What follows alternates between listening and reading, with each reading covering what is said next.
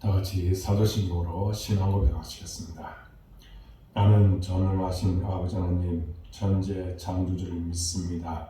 나는 그의 유일하신 아들 우리 주 예수 그리스도를 믿습니다. 그는 성령으로 잉태되어 동정녀 마리아에게서 나시고 본디오 빌라도에게 고난을 받아 십자가에 못 박혀 죽으시고 장사된 지 사흘 만에 죽은 자 가운데서 다시 살아나셨으며 하늘에 오르시어 전능하신 아버지 하나님 우편에 앉아 계시다가 거기로부터 살아있는 자와 죽은 자를 심판하러 오십니다. 나는 성령을 믿으며 거룩한 공교회와 성도의 교제와 죄를 용서받는 것과 몸의 부활과 영생을 믿습니다. 아멘. 찬송가 486장 전하겠습니다.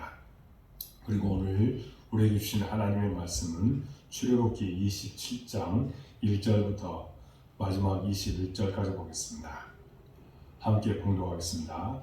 너는 조각목으로 길이가 5규빗, 너비가 5규빗의 제단을 만들 때 네모 반듯하게 하며 높이는 3규빗으로 하고 그 네 모퉁이 위에 뿔을 만들 때 그 뿔이 그것에 이어지게 하고 그 제단을 롯으로 싸고 재를 담는 통과 부삭과 대야와 고기 갈고리와 불 옮기는 그릇을 만들되 제단의 그릇을 다 놋으로 만들지며 제단을 위하여 놋으로 그물을 만들고 그 위 네 모퉁이에 놋고리 넷을 만들고 그물은 제단 주위 가장자리 아래 곧 제단 절반에 오르게 할지며 또 그 제단을 위하여 채를 만들되 조각목으로 만들고 놋으로 쌓지며 제단 양쪽 고리에 그 채를 꿰어 제단을 4개 할지며 제단은 널판으로 속이 비게 만들 때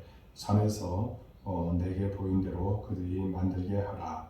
너는 성막의 뜰을 만들지니 남쪽을 향하여 뜰 남쪽에 너비가 100규빗에 세마포 휘장을 쳐서 그 한쪽을 당하게 할지니 그 기둥이 수물이며 그 받침 수물은 놋으로 하고 그 기둥의 갈고리와 가름대는 은으로 할지며 그 북쪽에도 너비가 100규빗에 포장을 치되 그 기둥이 수물이며 그 기둥의 받침 수물은 놋으로 하고 그 기둥의 갈고리와 가름대는 은으로 할지며 뜰의 옆곧 서쪽에 너비 50규빗에 포장을 치되 그 기둥이 열이요 받침이 열이며 동쪽을 향하여 뜰 동쪽의 너비도 50규빗이 될지며 문 이쪽을 위하여 포장이 15규빗이며 그 기둥이 셋이요 받침이 셋이요 문 저쪽을 위하여도 포장이 15규빗이며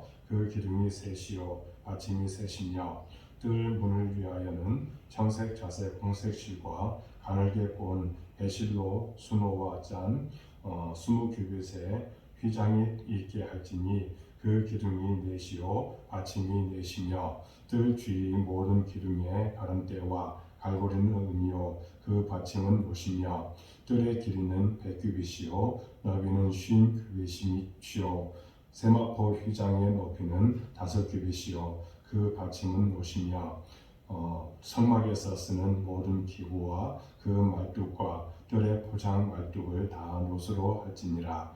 너는 또 이스라엘 자손에게 명령하여 감나무로 짠 순수한 기름을 등불을 위하여 내게로 가져오게 하고 끊이지 않게 등불을 켜되 아론과 그의 아들들로 회막 안 진거계 앞 휘장 밖에서 저녁부터 아침까지 항상 여호와 앞에 그 등불을 보살피게 하라. 이는 이스라엘 자손이 대대로 지킬 규례니라. 아멘.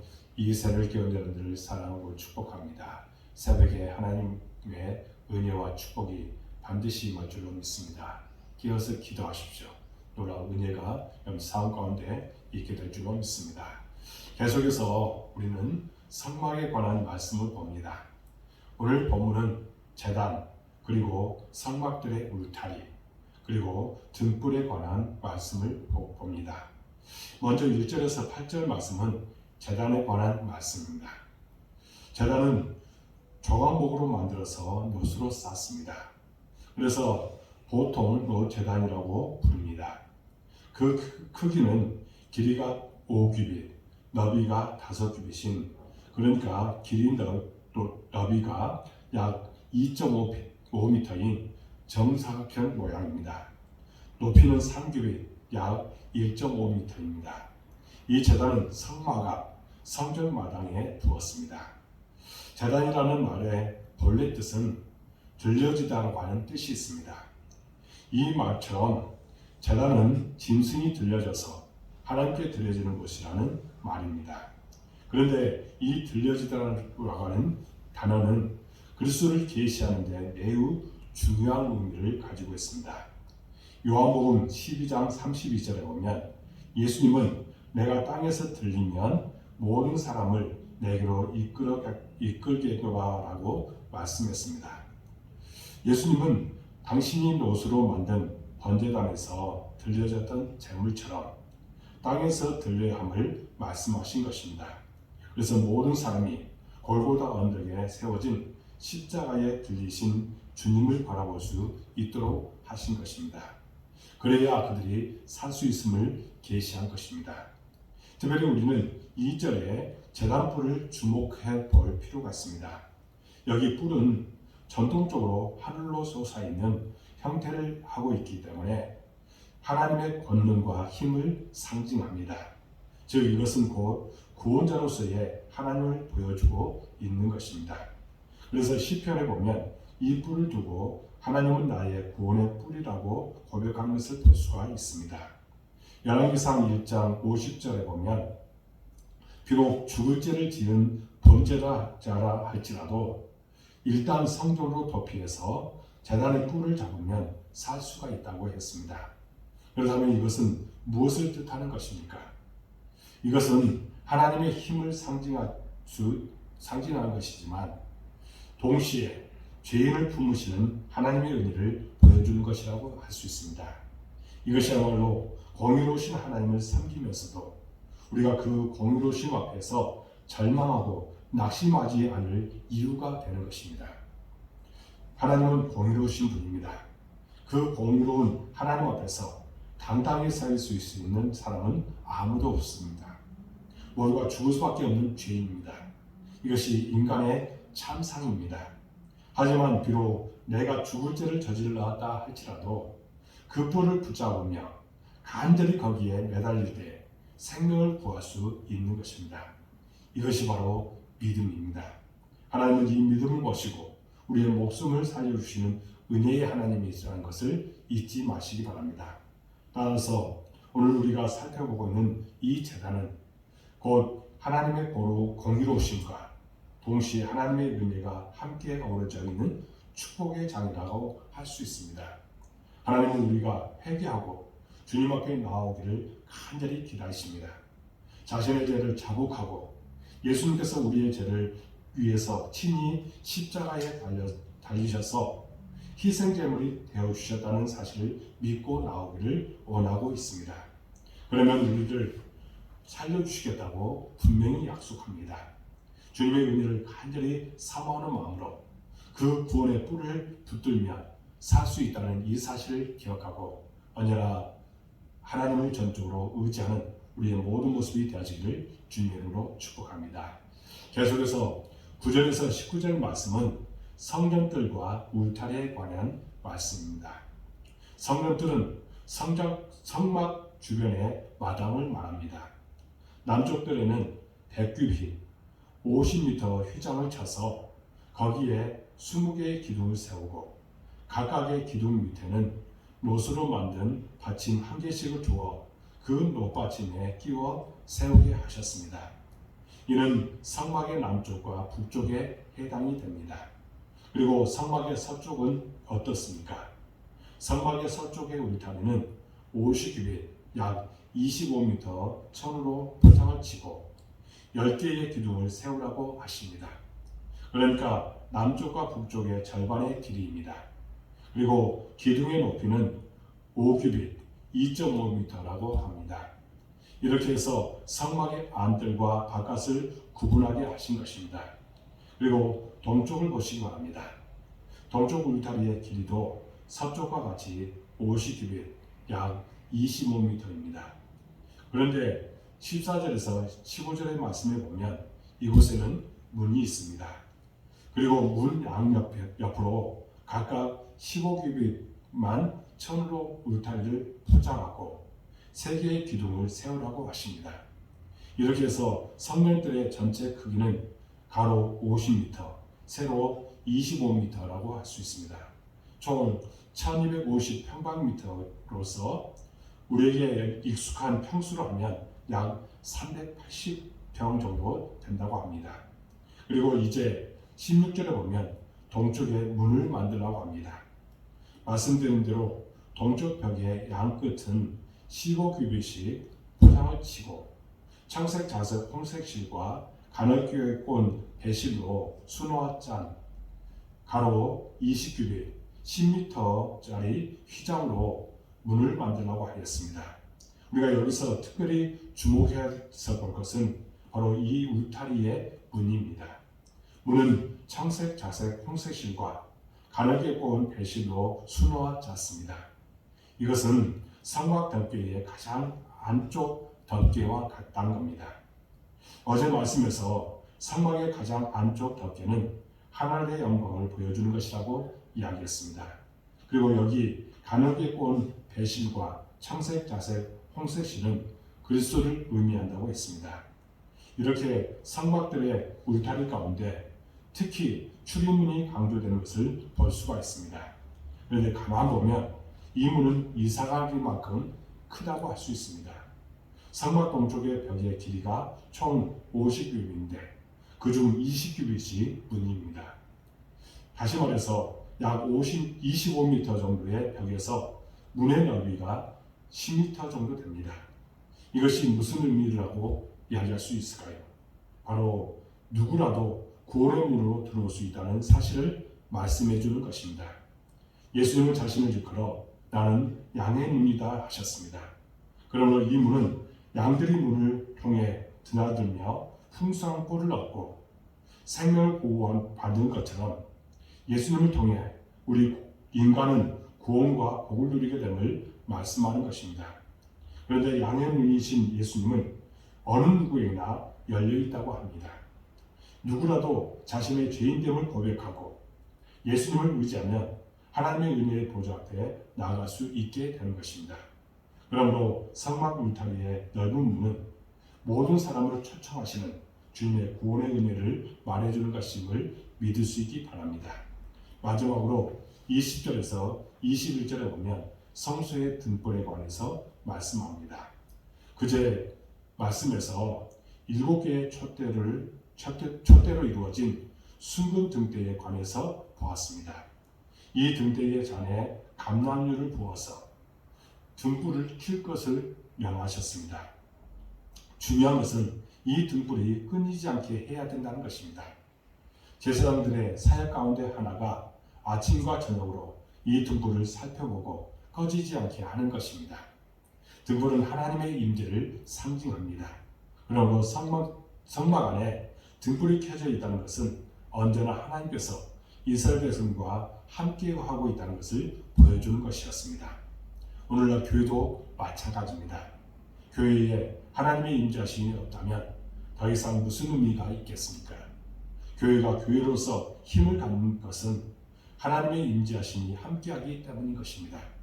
또한 등불은 교회가 계속해서 복음의 빛을 세상에 비추함을 상징합니다. 마치 예수님께서 우리에게 주신 말씀대로 세상의 빛이 되어야 된다는 것을 말씀합니다. 그러므로 우리는 이 빛을 비추는 일에 헌신해야 합니다. 잠시 비추었다가 사라지고 또 기분 내키면 비추는 그런 빛이 되어서는 안 된다는 겁니다. 항상 비춰야 하는 것입니다. 따라서 세상이 복음을 거부한다고 해서 잠시 빛을 내려놓아서도 안 됩니다. 어떻게든 우리는 세상의 절망과 탄식과 고통 앞에 희망의 빛이 되어야 된다는 것을 말씀하고 있다는 겁니다. 사랑하는 여러분, 예수님은 이 세상의 빛으로 임하셨고 우리는 그 빛을 받아 세상의 빛을 비추는 존재가 되었습니다. 그러므로 날마다 주의 빛에 가하며 그 빛을 세상에 전함으로 모든 사람들을 부르시고자 희생제물로 드리우신 그 주님의 구원과 사랑을 온전하게 전하는 저와 여러분들의 모든 삶이 될 줄로 믿습니다. 그런 우리에게 놀라운 은혜, 놀라운 축복이 함께 하실 줄로 믿습니다. 기도하겠습니다. 하나님 아버지 감사합니다. 오늘 말씀을 통해서 우리에게 귀한 것을 깨닫게 주시니 참으로 감사합니다. 늘 주님의 은혜를 사모하는 우리가 되게 하여 주옵소서. 구원의 뿔을 잡고 그 안에서 복되게 살아가는 우리의 심령이 되도록 인도해 주옵소서. 누구라도 예수님께 돌아오면 그들을 받아주시고 또 구원 얻도록 인도해 주셨습니다. 우리는 많은 사람들에게 복음을 증거하여서 그들을 주께로 인도하는 역할을 감당하도록 힘주시고 능력을 하여 주옵소서. 예수님은 이 세상에 빛으로 오셨습니다. 그 빛이신 예수님을 많은 사람들에게 전하며 주의 뜻을 이루는 일에 요긴하게 쓰임받게 하여 주옵소서. 우리는 세상의 빛의 역할을 잘 감당하도록 힘주시고 능력을 하여 주주로 믿습니다. 아버지 하나님, 우리 복동교를 사랑해 주시고 이곳까지 도와주시니 참으로 감사합니다.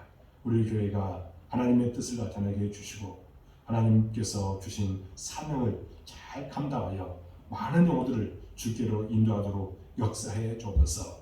비전을 주셨습니다. 그 비전으로 모든 것을 채워 주옵소서. 또한 특별히 사람을 보내주옵소서. 특별히 동역자를 보내주시고 예배의 동역자, 기도의 동역자, 헌신의 동역자를 보내주셔서 주의 거룩하신 뜻이 온전히 이루어지는 축복도 하여 주옵소서. 우리 모든 성도들 어느 곳에든지 함께하여 주옵소서. 복에 복을 하여 주옵소서. 믿음 가운데 가게 해 주옵소서. 감사가 더욱더 충만하도록 인도해 주옵소서. 그들이 하는 모든 일에 형통함을 줄 줄로 믿습니다. 하나님, 그들이 날마다 하나님 앞에 기도할 때에 그 기도 반드시 응답되어 마음의 평안함과 기쁨이 충만하도록 인도해 주옵소서. 특별히 우리 성도들 건강을 지켜주시고 하는 모든 일에 형통함을 줄 줄로 믿습니다. 아버지 하나님, 우리 윤용주 목사님 주께서 붙잡아 주시고 기적을 보여주시고 그 암덩어리가 다 사라지는 놀라운 역사로 함께하여 주옵소서. 하나님, 사업터에, 직장에, 가정에 하나님의 양 축복이 함께해 주셔서 날마다 하나님께서 도우셨다는 고백과 간증이 있도록 도와 주옵소서. 이 코로나 시대에 정말 하나님을 전적으로 신뢰하고 하나님을 더욱더 가까이 하는 모습이 나타나도록 인도해 주옵소서. 진정 이 코로나 팬데믹 시대에 정말 우리가 하는 모든 일들을 하나님께서 지키시고 또 이 상황이 정말 어렵지만 이럴 때일수록 더욱더 하나님 중심으로 살아가는 신령이 되도록 인도해 주옵소서. 우리 자녀들 땅에서 잘 되기를 원합니다. 그들의 비전이 반드시 이루어지는 축복을 하여 주옵소서. 군 복무 중에 또 취업을 위해서 또한 학업을 위해서 예수 수박에 아름다운 열매 맺도록 도와주시고 하나님의 나라를 위해서 우리 복동교를 위해서 귀하게 쓰임받는 아이들로 성장하도록 도와주옵소서. 온라인으로 이 세대를 깨우는 우리 모든 성도들 기억하여 주옵소서. 정말 하나님께서 간절하게 기도하는 것들 응답되도록 역사해 줄 줄로 믿습니다. 복음의 전사의 것들을 감당해 주시고 아버지 하나님, 정말 그리스도로 전신갑주를 입고 많은 사람들에게 복음을 증거하는 일에도 충성을 다하도록 인도해 주옵소서. 소금과 빛의 잘 감당하도록 힘주시고 은혜 베풀어 주옵소서. 또한 아버지 하나님, 세상 사람들과 더불어 살아가고 있습니다. 그곳에서 예수님을 담대하게 증거하는 신령이 되도록 인도해 주옵소서. 하나님, 시험에 들지 않도록 도와주시고 언제나 기쁨 가운데 생활하도록 도와주시고 이 코로나로부터 우리 모든 성도들 지키시고 보호하여 주옵소서. 하나님, 주의 종이 이 시간에 중보기도 하며 간절한 마음으로 축복합니다. 하나님, 흔들어 넘치도록 채워주시고 놀라운 기적의 역사가 우리 성도들 가운데 임하게 하여 주옵소서. 모든 것을 주님께 의탁하옵고 예수 그리스도 이름으로 간절히 기도하옵나이다. 아멘. 하늘에 계신 우리 아버지의 이름을 거룩하게 하시며 아버지의 나라가 오게 하시며 아버지의 뜻이 하늘에서 같이 땅에서도 이루어지게 하소서. 오늘 우리에게 일용할 양식을 주시고 우리가 우리에게 잘못한 사람을 용서해 준 것 같이 그저 용서해 주시고 우리를 시험에 빠지지 않게 하시고 악에서 구하소서. 나라와 권능과 영광이 영원히 아버지의 것입니다. 아멘. 이 새벽 교인 여러분들을 사랑하고 축복합니다. 한 10분 정도 간절하게 기도하고 마쳐주시기 바랍니다. 여러분들 모든 기도가 응답될 줄로 믿습니다. 감사합니다.